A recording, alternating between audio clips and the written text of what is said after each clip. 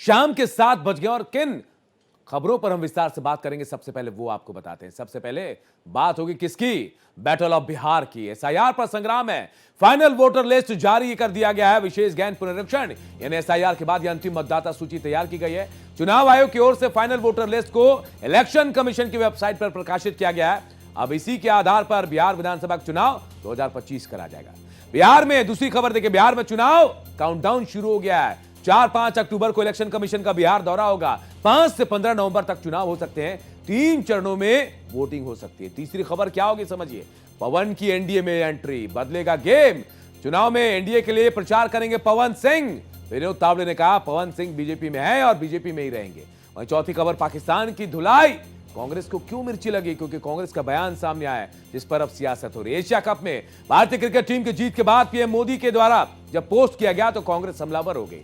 कांग्रेस नेता सुप्रिया श्रीनेत ने मोदी पर निशाना साधते हुए कि जो लोग क्रिकेट मैच देख रहे थे और जीत का जश्न मना रहे थे, उन्होंने देशभक्ति का सही अर्थ नहीं समझा। श्रीनेत ने ट्वीट कर लिखा, जिन बेटियों के सुहाग सरहद पर शहीद हुए सैनिकों की वजह से उजड़ गए, उनका ख्याल क्यों नहीं आया?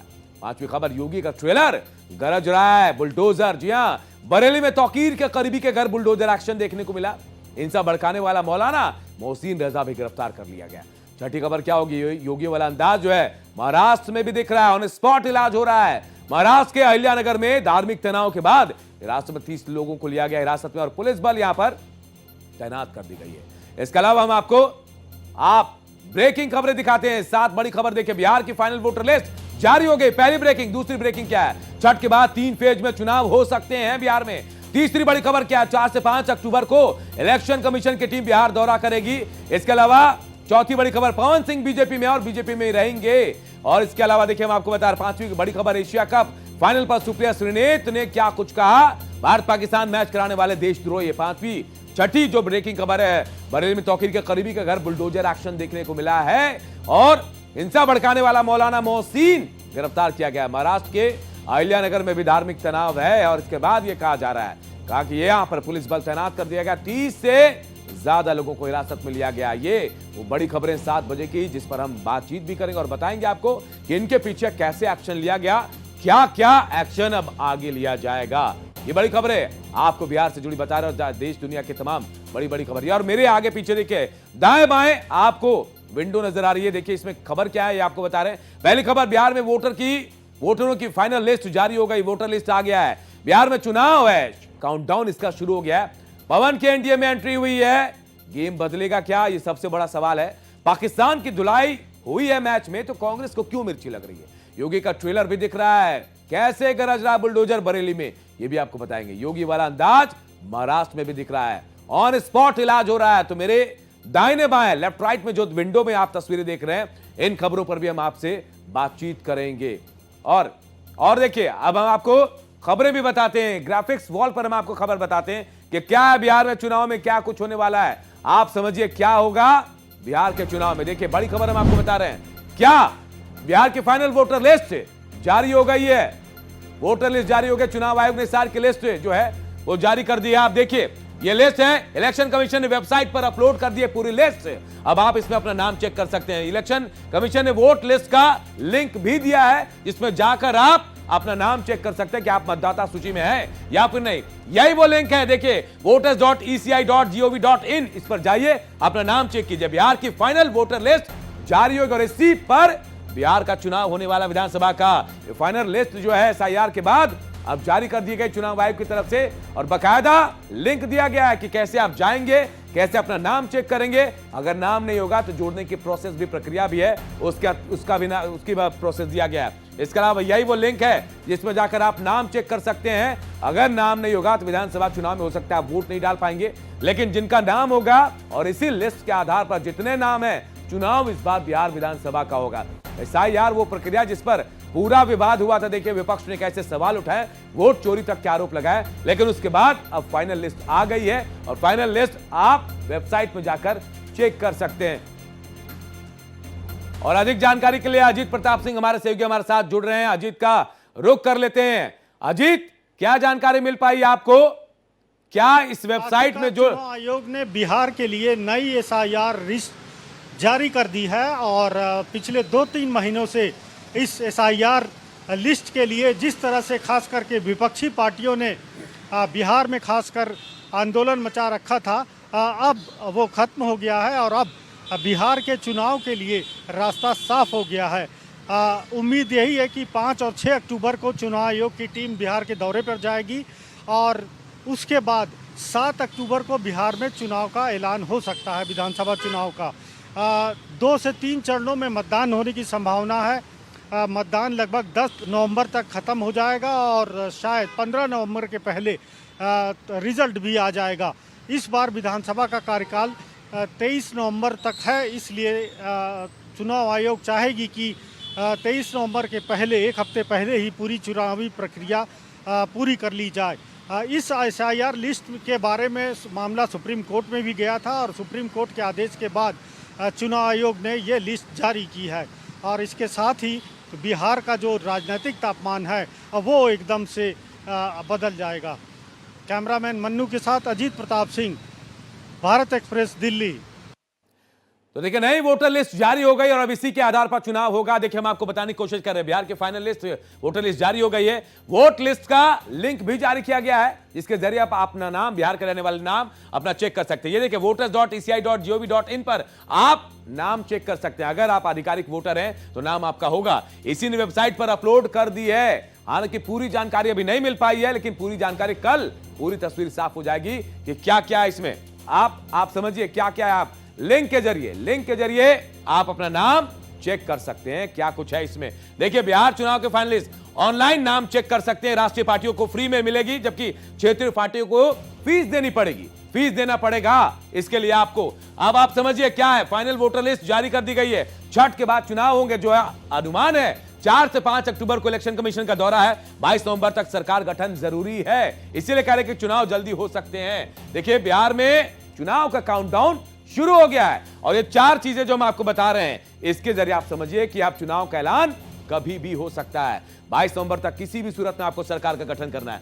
देखिए, एडीएम के पास वोटर लिस्ट होगी 7.3 करोड़ वोटर, 14 लाख नए वोटर, जबकि 65 लाख वोट हटे हैं। ये आंकड़े हम आपको बता रहे हैं। किसके पास होगा वोटर लिस्ट? एडीएम के पास होगा। इसके अलावा देखिए, 4 से 5 अक्टूबर को इलेक्शन कमीशन का बिहार दौरा है। 5 से 15 नवंबर तक चुनाव हो सकते हैं और चरण कितने होंगे?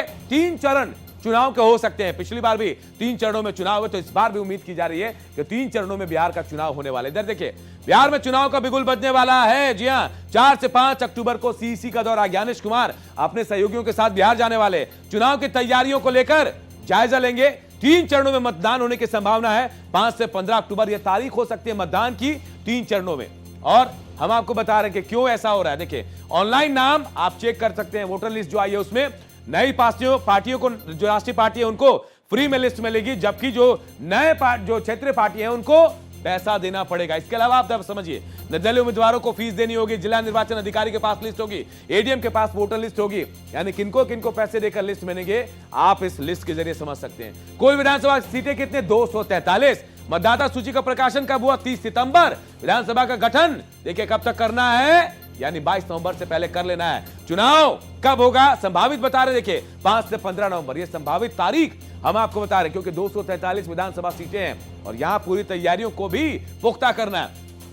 कितने सीटों पर तकरार है महागठबंधन में? देखिए, 2020 में आरजेडी 144 सीटों पर चुनाव लड़ी, कांग्रेस 70 सीटों पर, लेफ्ट 29 पर। इस बार दावेदारी आरजेडी की 145, कांग्रेस की 76, वहीं लेफ्ट की 60 और वीआईपी भी 60। यानी इस बार वीआईपी जुड़ गई है, वीआईपी ज्यादा सीटें मांग रही है। ये आप समझिए महागठबंधन में सीटों पर तकरार कैसे बढ़ी है और ये वो आंकड़ा कितने पे लड़ी थी और कितना डिमांड किया जा रहा है। आप देखिए, ये गठबंधन में तनाव एनडीए में भी है। क्यों है? हम 15 से 20 सीटें मांग रही है जीतन राम मांझी, एलजेपी चिराग पासवान की पार्टी 40 प्लस सीट, आरएलएम अभी फिलहाल चुप है, लेकिन महागठबंधन में दंगल। कांग्रेस देखिए 76 सीटों की दावेदारी कर रही है, वीआईपी 60 प्लस सीटें, लेफ्ट भी 60 सीटों की दावेदारी। तो देखिए, ये तकरार दोनों दलों में है, चाहे एनडीए हो चाहे महागठबंधन, दोनों तरफ ये चीजें हैं कि कैसे तनाव चल रहा है।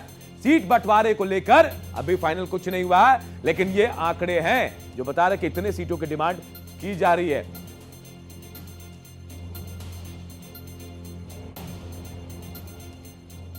और चिराग पासवान ने क्या कुछ कहा, सुनाते हैं आपको।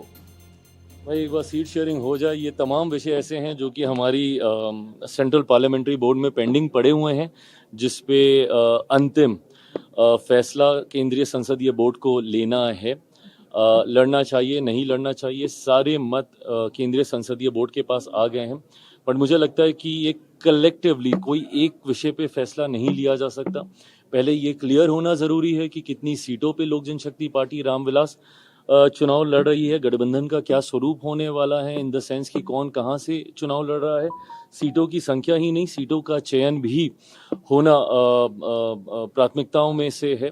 तो ऐसे में जब ये तमाम विषयों पर एक सेंस ऑफ क्लैरिटी आएगी, उसी के साथ ये भी क्लियर कर लिया जाएगा कि मैं विधानसभा का चुनाव लड़ूंगा या नहीं लड़ूंगा, या मेरी पार्टी में से और कौन से सांसद विधानसभा का चुनाव लड़ेंगे। और अब आपको बिहार के सियासत से जुड़ी एक बड़ी खबर आपको बता रहे हैं। बड़ी खबर यह कि पवन सिंह की बीजेपी में एंट्री हो गई है। जी हां, बिहार चुनाव से पहले एनडीए में हलचल तेज हो गई है, क्योंकि पवन सिंह जो फेमस सिंगर है उनकी एंट्री हो गई। आरएलएम प्रमुख उपेंद्र कुशवाहा से मिले पवन सिंह। विनोद तावड़े और ऋतुराज सिंह भी उस दौरान मौजूद थे, दोनों की मुलाकात की गई। चुनाव में एनडीए के लिए प्रचार भी करेंगे पवन सिंह, ये बात साफ हो गई। पवन सिंह बीजेपी में है, बीजेपी में रहेंगे। कौन कह रहे हैं? विनोद तावड़े कह रहे हैं। देखिए, और चुनाव में बीजेपी कार्यकर्ता के तौर पर पवन सिंह काम करते रहेंगे। पवन सिंह की एंट्री एनडीए के लिए कहीं राहत भरी बात हो सकती है, क्योंकि सियासत तेज हो गई है। और क्या कुछ कहा है सुनाते हैं आपको।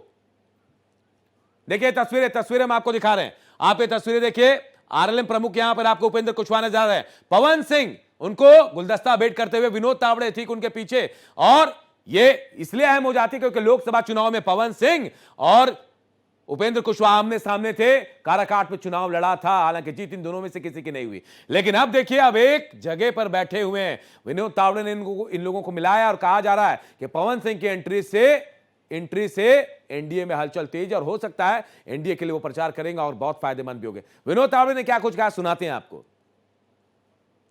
जी बीजेपी में है, बीजेपी में रहेंगे।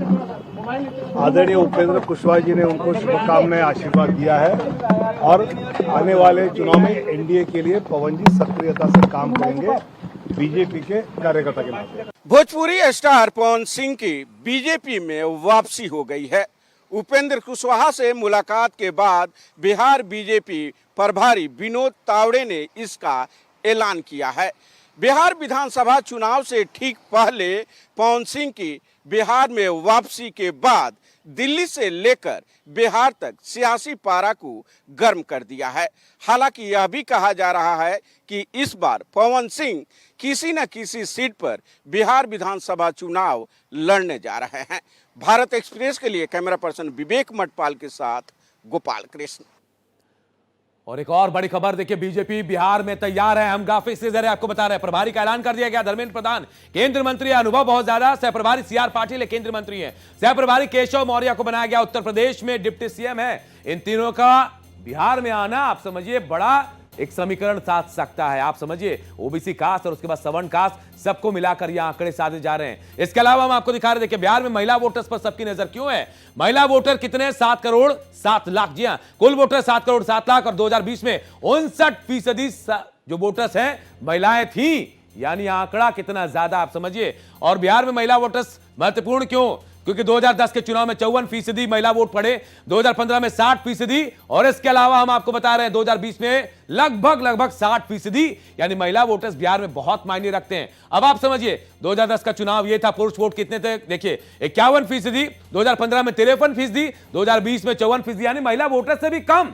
और इसीलिए महिला वोटर्स सबसे ज्यादा मायने रखते हैं। पुरुष वोटर्स महत्वपूर्ण हैं, लेकिन महिला वोटर्स इनसे ज्यादा वोट कर रही हैं। बिहार में महिला वोट की ताकत आप समझिए। 2020 विधानसभा चुनाव में एनडीए और महागठबंधन के बीच 0.23% का अंतर था। जी हां, 12,768 वोट के अंतर से नीतीश सीएम बन गए थे। अंतर बहुत ज्यादा नहीं था। महिला वोटर्स की भूमिका निर्णायक रही थी, और निर्णायक थी जिसकी वजह से मुख्यमंत्री नीतीश कुमार बन पाए थे। अब आप समझिए महिला वोटर्स कितने सीटों पर? 2010 में 162 सीटों पे आगे थी, 2015 में 202 सीटें, 2020 में आप ये आंकड़ा देखिए 166 सीटें, यानी आधा से ज्यादा सीटें, 243 सीटें हैं। यानी ये आंकड़े बता रहे हैं कि महिला वोटर्स किसी की भी सरकार बना सकती हैं अगर इनका साथ मिल गया। बड़ा सवाल क्या है, बिहार में क्या पहली बार बीजेपी की सरकार बन सकती है? सवाल ये उठ रहे। सवाल नंबर 2, बिहार में क्या पहली बार बीजेपी का मुख्यमंत्री बन सकता है? सवाल हो रहे हैं। देखिए नीतीश 1 करोड़ नौकरी से 1 करोड़ वोट ले लेंगे क्या? ये भी बड़ा सवाल है। सवाल नंबर 4, बिहार में प्रशांत कुमार किसका वोट काटेंगे? सबसे बड़ा सवाल बिहार की सियासत का। 5वां नंबर, क्या प्रशांत किशोर बिहार के मुख्यमंत्री भी बन सकते हैं? ऐसी बहुत ज्यादा उम्मीद नहीं है, लेकिन देखिए नीतीश कुमार की राह का रोड़ा, क्या प्रशांत किशोर बन सकते हैं? पिछली बार चिराग पासवान थे। तेजस्वी क्या जाति के दम पर 100 सीटें जीत सकते हैं? सवाल यह भी है। बिहार में एसआईआर का कितना असर होगा? किसकी सरकार बनेगी इस एसआईआर के बाद? यह भी सबसे बड़ा सवाल है। सवाल देखिए, ये हम आपको बता रहे हैं कि आखिर बिहार की सियासत में बड़ा सवाल क्या हो रहा है, कैसे हो रहे हैं, कैसे इन सवालों को लिया जा रहा है, और हम आपको लगातार बताने की कोशिश कर रहे हैं।